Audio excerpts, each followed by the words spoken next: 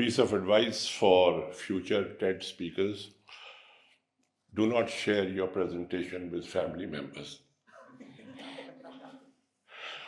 Because I sent my presentation on a family WhatsApp group, and my daughter rejected it immediately.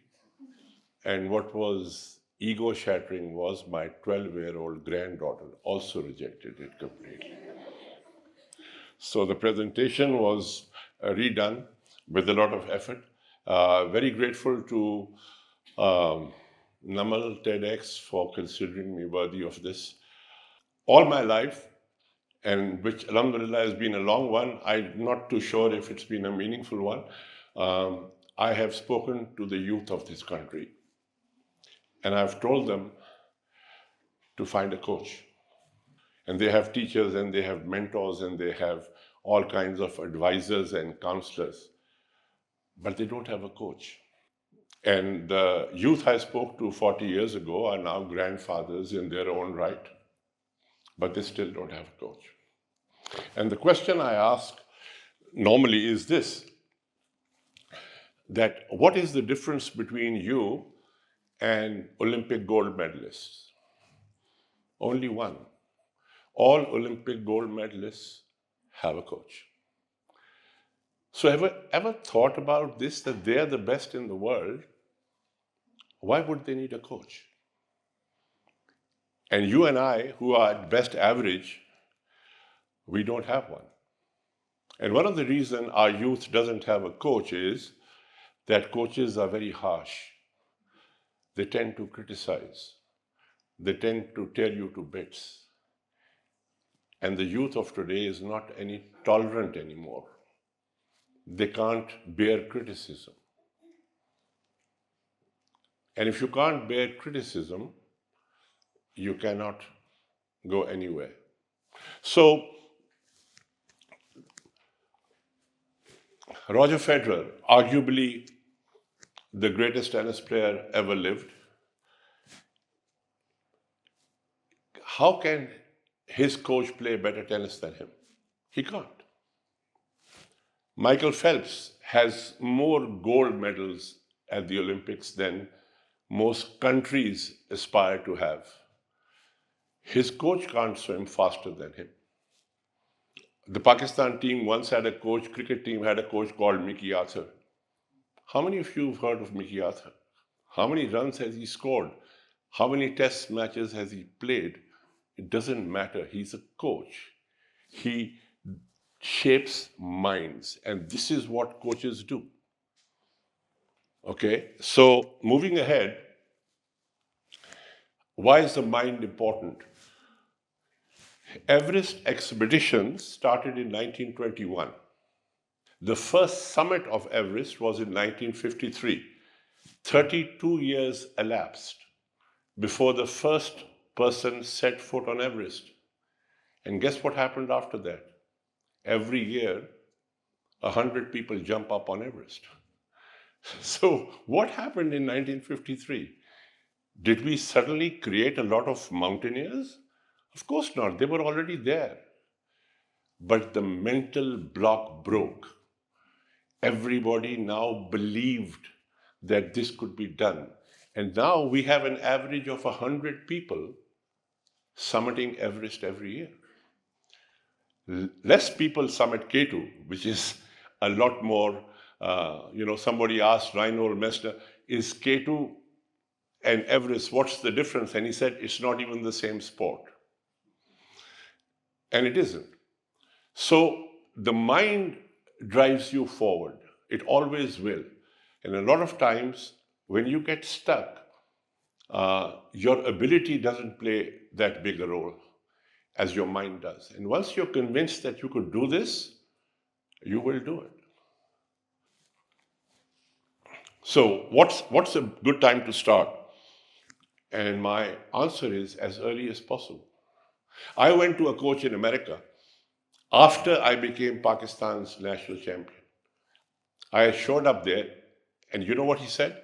He said, take the next flight back. I said, excuse me? I've come here to be coached. He says, yes, but there's nothing I can do with you. I said, why not? And he used a lovely line. He said, you've perfected all your mistakes. And that's what I had done. I was doing things incorrectly, but I was doing them very well. And I became a part of Pakistan's tennis team. So before you perfect your mistakes, you find a coach. And they will be harsh and they will probably tear you to bits. But trust me, at the end of the day, you'll be thanking them. Okay? What else? And what else do coaches do? They help you deal with losses. And again, since I'm a tennis player, I'll speak about Roger Federer. He's played 81 Grand Slam tournaments. You know how much he's won? 20. That's a win percentage of 25%. If somebody scores 25% in Namal University, they send him home or her home. You are the loser of the century, right? At 25%. And here, at 25%, he's arguably the greatest tennis player who ever set foot on the planet. Michael Jordan, the mother of all basketball players, has only one world record. He has only one world record. And you know what that world record is? Most missed shots. Nobody's missed more shots than him. Now imagine having that record and then being the greatest player ever. This is what coaches do to you. So my advice to you always is, and don't look for the Dr. Noshirwans of this world. Coaches will not be the PhDs. And the good thing when I come to Namal, I'm the least qualified person in the entire hall and the least educated also. But coaches doesn't mean that they are PhD doctors or they are very intellectuals. You know, your driver can tell you something to do, and for that moment, he's your coach. Everybody in your life can be a coach, and you don't need one coach. You can have 100 coaches. But don't be averse to them. Don't be allergic to them because they criticize you. Okay? So, read this. Traditionally, the presumption is that, the more experienced and the older you are, the better coach you are. It's not true. I've seen young kids who are brilliant coaches. My 12-year-old granddaughter rejected my presentation because she's what? Canva? Is there something? Canva? Yeah, she's a Canva expert. And she said, Nana, what have you made? Nana has no idea what Canva is, right? So, they put 6-year-olds with Alzheimer patients. And the disease stopped. The 6-year-old went to these old homes and they spoke to Alzheimer patients, and they didn't cure them, but they stemmed the disease. So it's not age-related. And when this boy asked me to coach him, I said yes. And do I play better cricket than him? You have to have a sense of humor. I don't. But that's not what he wanted me for.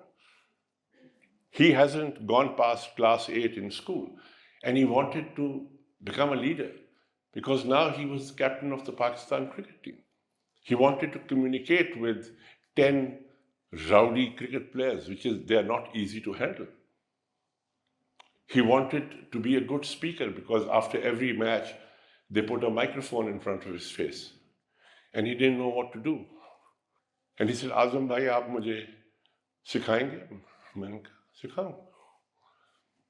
And arguably at that time, he was the number 1 batsman in all 3 formats of the game.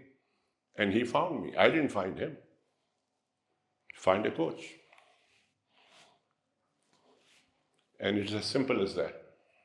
I thank you very much.